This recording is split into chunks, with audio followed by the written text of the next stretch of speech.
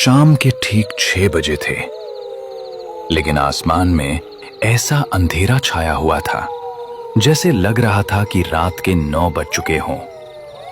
एक पुराना खटारा रिक्शा हिचकोले खाता हुआ पहाड़ी रास्ते पर चल रहा था। रिक्शा के अंदर केवल 2 लोग थे, एक रिक्शा वाला और दूसरा पिछली सीट पर बैठा आर्यन। आर्यन जो दिल्ली का एक खोजी पत्रकार था, रिक्शा से बाहर देख रहा था। बाहर रात की धुंध इतनी घनी थी कि 5 फीट दूर का पेड़ भी किसी भूतिया आकृति जैसा लग रहा था।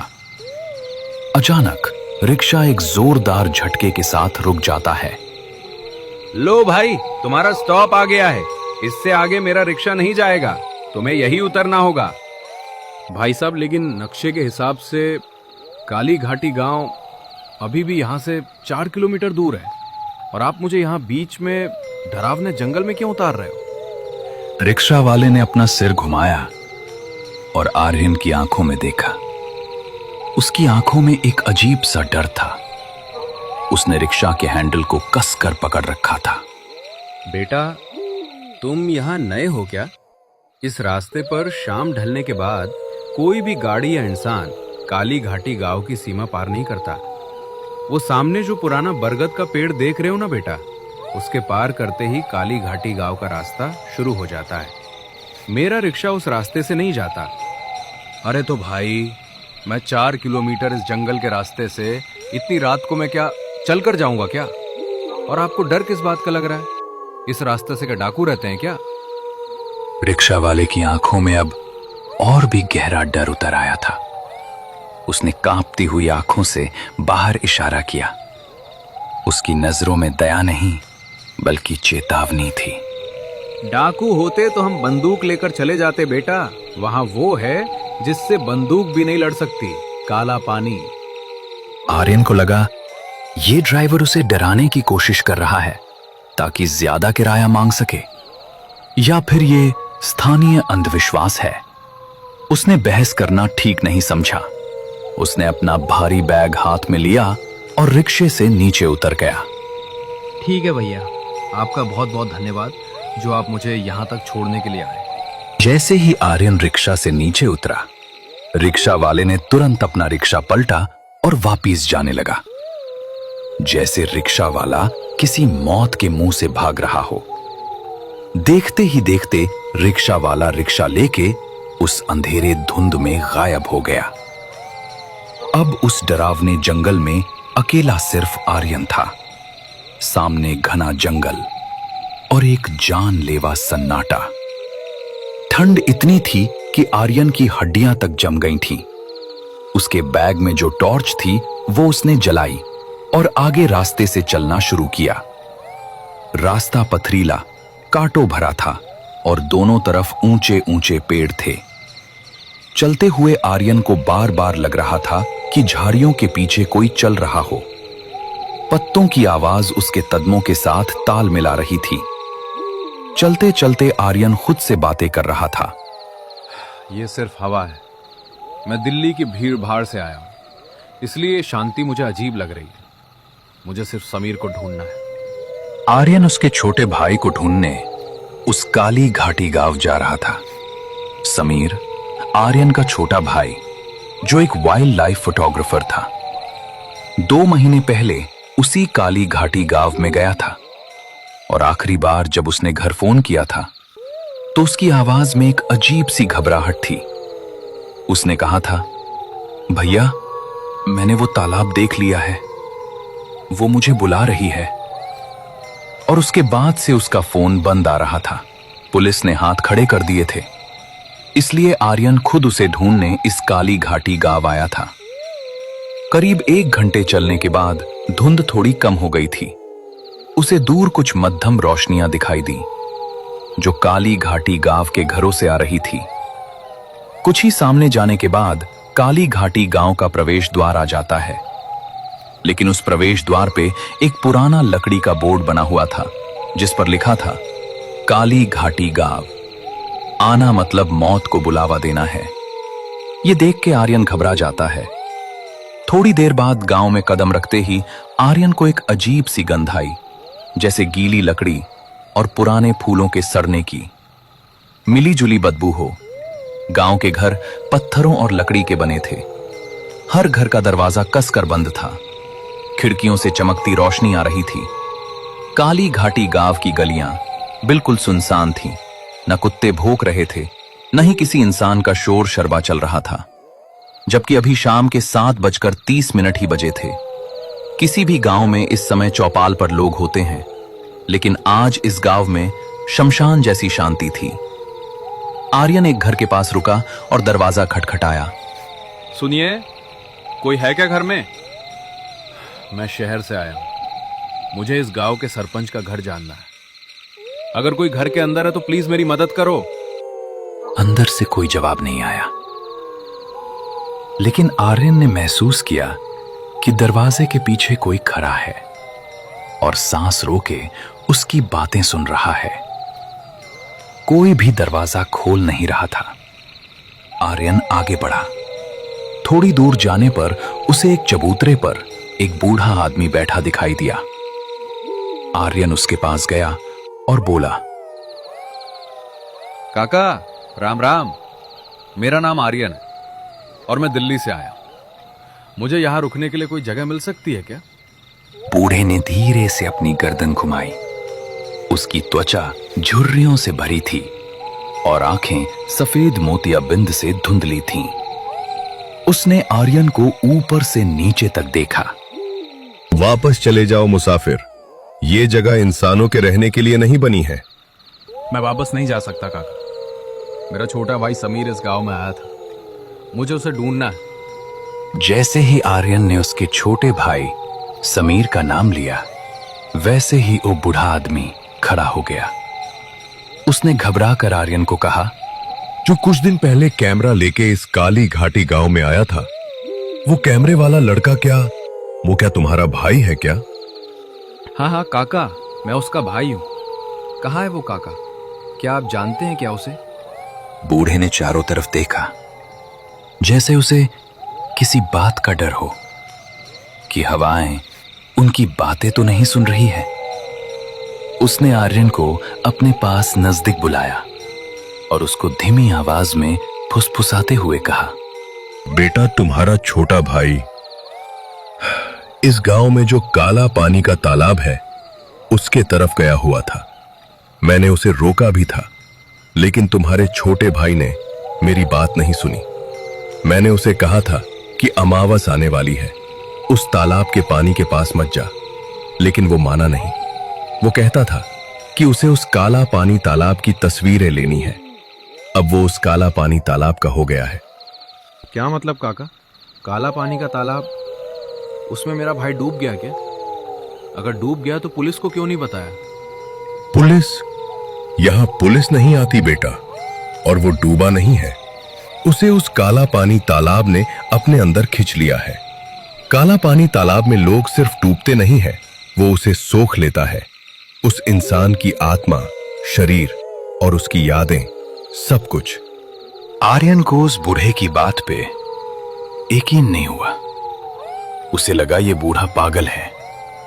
काका, आप मुझे बस ये बता दीजिए कि वो काला पानी का तालाब किस तरफ है। मैं खुद उस काला पानी के तालाब के पास जाके देख लूंगा। बूढ़े की आंखों में अब डर की जगह एक अजीब सी उदासी थी। बेटा, गांव के उत्तर दिशा में जंगल के पार, लेकिन आज रात मत जाना। आज रात हवा में नमी ज्यादा है। जब नमी बढ़ती है तो वो उस तालाब का काला पानी फैल जाता है। आज मेरे घर रुक जा, सुबह चले जाना, अगर तुम सुबह तक जिंदा रहे तो। आर्यन के पास कोई चारा नहीं था। रात घनी हो चुकी थी और जंगल में अकेले जाना बेवकूफी होती। वो बूढ़े के घर में रुकने के लिए तैयार हो गया। उसी पल दोनों साथ साथ उस बूढ़े आदमी के घर जाने लगते हैं। थोड़ी देर बाद दोनों घर में आ जाते हैं। बूढ़े का नाम हरिया था। उसका घर छोटा था, जिसमें सिर्फ एक कमरा और एक रसोई थी। हरिया ने आर्यन को खाने के लिए सूखी रोटी और प्याज दिया। लालटेन की रोशनी में दोनों बैठे थे। हरिया काका, ये काला पानी तालाब का क्या किस्सा है? आखिर एक तालाब से पूरा गांव इतना डरता क्यों है? बरसों पहले की बात है बेटा। वो तालाब ऐसा नहीं था। उसका पानी कांच जैसा साफ सा था। हम उस तालाब के पानी को अमृत कहते थे। लेकिन फिर गांव में पानी का अकाल पड़ा और फिर गांव के तांत्रिक भैरवनाथ ने कहा कि गांव के तालाब को बलि चाहिए। लोगों ने जानवरों की बलि दी, लेकिन बारिश नहीं हुई। अगली बार भैरवनाथ ने कहा कि तालाब को इंसान का खून चाहिए। भैरवनाथ के पागलपन में गांव वालों ने एक अनाथ बच्ची को उस तालाब में फेंक दिया। बच्ची चीखती रही, चिल्लाती रही, लेकिन उसकी पुकार किसी ने नहीं सुनी। फिर क्या हुआ काका उस बच्ची का? बेटा, बच्ची उस तालाब में डूब के मर गई। उसी समय आसमान काला हो गया। मूसलाधार बारिश शुरू हो गई, लेकिन वो पानी नहीं था, वो काला कीचड़ जैसा तेजाब था। तब से उस तालाब का पानी काला पड़ गया। वो बच्ची आज भी वहां उस तालाब में भटकती रहती है। उस तालाब में वो अकेली है, इसलिए वो दूसरों को बुलाती है खेलने के लिए। आर्यन को कहानियों पर विश्वास नहीं था, लेकिन हरिया के बताने के तरीके में एक सच्चाई थी जो रोंगटे खड़े करने वाले थे। ये सब अंधविश्वास है काका। समीर शायद कहीं फंस गया होगा। बेटा, तुम आजकल के जमाने के हिसाब से बातें कर रहे हो। बेटा, तुमको ये बातें झूठी लगती होगी, लेकिन ये बातें झूठी है नहीं। अब ऐसा करो, तुम सो जाओ। ये बातें हम कल करते हैं। रात बहुत हो गई है। और हां, बस एक बात याद रखना, अगर रात को घर के बाहर से कोई आवाज दिए या दरवाजा खटखटाए तो खोलना मत, चाहे वो आवाज तुम्हारे भाई की ही क्यों ना हो। थोड़ी देर बाद दोनों सो जाते हैं। रात के 12 बज चुके थे। आर्यन एक फटे हुए कंबल को ओढ़कर जमीन पर सो गया। थकान के कारण उसकी आंख लग गई।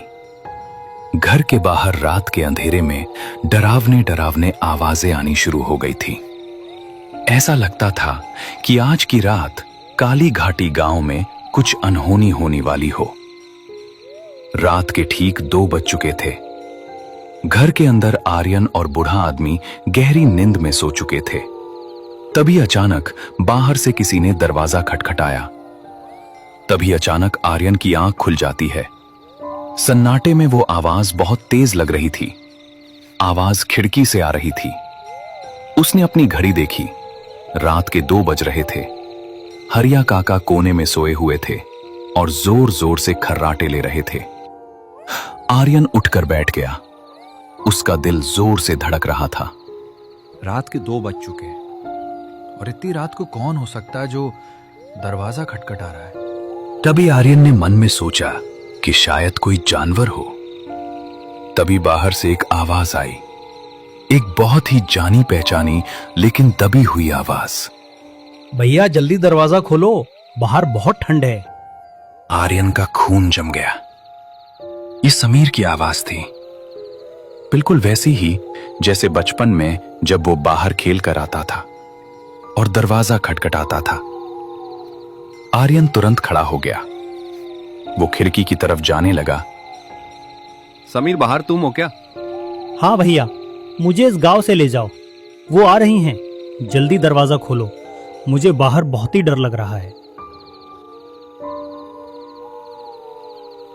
आर्यन का हाथ दरवाजे की कुंडी पर गया। वो दरवाजा खोलने ही वाला था कि तभी उसे हरिया की चेतावनी याद आई। बेटा, चाहे वो आवाज तुम्हारे भाई की ही क्यों ना हो, भूल कर भी दरवाजा खोलना मत।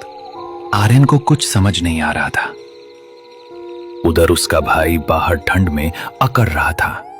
तभी आर्यन बाहर खड़े उसके भाई समीर को कहता है, समीर, तुम खिड़की के पास आओ, मुझे अपना चेहरा दिखाओ।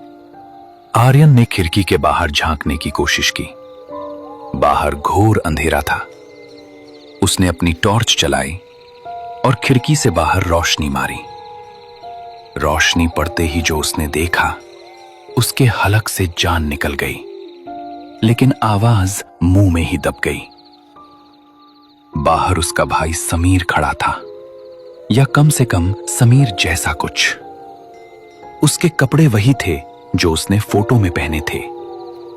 उसका शरीर अजीब तरह से फूला हुआ था, लेकिन सबसे भयानक उसका चेहरा था। उसकी आंखें नहीं थीं, उसके होंठ सिले हुए थे। तो फिर आवाज कौन निकाल रहा था? तभी आर्यन ने देखा कि समीर के पीछे अंधेरे में एक लंबी काली परछाई खड़ी थी और आवाज उस परछाई के पेट से आ रही थी, जो समीर जैसी आवाज निकाल रही थी। भैया, तुमने दरवाजा नहीं खोला, अब मैं अंदर आ रहा हूं। और तभी अचानक खिड़की से जोर जोर से आवाजें आने लगी। क्या हुआ बेटा? तुम इतने डरे हुए क्यों हो? तूने किसी को देखा क्या? काका, मेरा भाई समीर बाहर है, लेकिन वो समीर नहीं है काका, वो कुछ और है। तभी बूढ़े आदमी ने घर के अंदर से कुछ लाल मिर्च और एक नींबू लाकर उस खिड़की के पास लटका दिए। जैसे ही खिड़की पे नींबू और लाल मिर्च लटका दी, वैसे ही बाहर का शोर अचानक रुक गया। एकदम सन्नाटा। कुछ पलों बाद खिड़की के बाहर से एक गीली फिसलन भरी हंसी की आवाज आई। कल मिलेंगे आर्यन। मेरे तालाब का काला पानी प्यासा है, मैं जल्दी लौट आऊंगी। उसके बाद कदमों की आवाज दूर जंगल की तरफ जाती हुई सुनाई दी। आर्यन पसीने से तरबतर हो गया था। उसे अब समझ आ गया कि वो किसी साधारण गुमशुदगी के मामले को सुलझाने नहीं आया है। ओह, तो इस काली घाटी गांव में अपनी मौत लेकर आया है। काका, वो क्या था? बेटा, वो उसी तालाब में डूबी हुई लड़की की परछाई थी। वो तुझे आजमाने आई थी। अब वो जानती है कि तू यहां है और तू तेरे छोटे भाई समीर को लेने आया है। अब बेटा, तुझे सावधान होना होगा। कल का दिन तेरे लिए बहुत भारी होगा। काका, मुझे कल ही उस काला पानी तालाब पर जाना होगा, इससे पहले कि वो मेरे भाई के शरीर के साथ और कुछ करे। वहां जाने का मतलब अपनी मौत को दावत देने जैसा होगा बेटा। काका, मेरी मौत तो तब होगी जब मैं बिना कोशिश किए वापस चला जाऊं। काका, सुबह होते ही हम काला पानी तालाब के पास जाएंगे। ठीक है बेटा, तुम इतना कह रहे हो तो हम कल काला पानी तालाब के पास जाएंगे। अब रात बहुत हो गई है, थोड़ी ही देर में सुबह हो जाएगी। जैसे ही सुबह होती है हम निकल जाएंगे। अगले दिन दोनों उस काला पानी तालाब के रास्ते से निकल पड़ते हैं। थोड़ी ही दूर जाने के बाद भयानक जंगल का रास्ता शुरू हो जाता है। लेकिन जैसे ही दोनों जंगल के अंदर गए, वैसे ही उस जंगल में अंधेरा होने लगता है, जैसे रात हो गई हो। यह सब देख के आर्यन डर जाता है। अचानक दोनों रुक जाते हैं। तभी आर्यन बूढ़े आदमी से कहता है, काका, ये कौन सा माया जाल है? जंगल के बाहर तो दिन का उजाला है, और जैसे ही हम जंगल के अंदर आ गए, वैसे ही यह रात का सन्नाटा शुरू हो गया। बेटा, ये उस काला पानी तालाब का रास्ता है। इस रास्ते से दिन में भी रात होती है। अब बेटा, रुको मत, आगे बढ़ते रहो। ये इस जंगल का माया जाल है, इस पे ध्यान मत दो और आगे बढ़ो। दोनों आगे निकल गए। चलते चलते जंगल से भयानक डरावनी डरावनी आवाजें आनी शुरू हो गईं। थोड़ी ही आगे जाते ही उनको ओ काला पानी तालाब दिखाई देने लगता है। वहां जाते ही आर्यन जोर से चिल्लाकर उसके भाई समीर को आवाज देता है।